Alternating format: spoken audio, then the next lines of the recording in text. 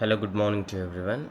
Today in this video, I'll be explaining how you can put Find My app on home screen.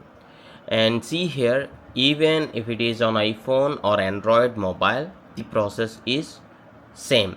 Okay, if it is on the Apple device, Apple mobile, you can just search as on the app drawer. Maybe you can swipe like this and just search as Apple Find My. Okay, and this is the Android device, so you can just simply swipe up from bottom to top, and here you can just search like Find My device. See, when I search, it is showing up Find Hub.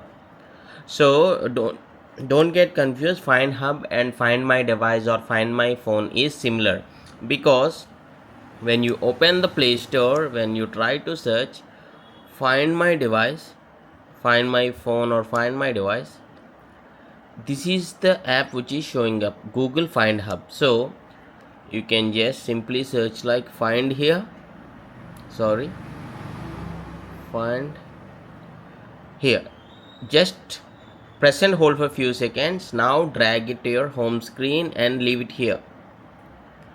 Simple. This is how you can just put Find My device or Find My app on home screen.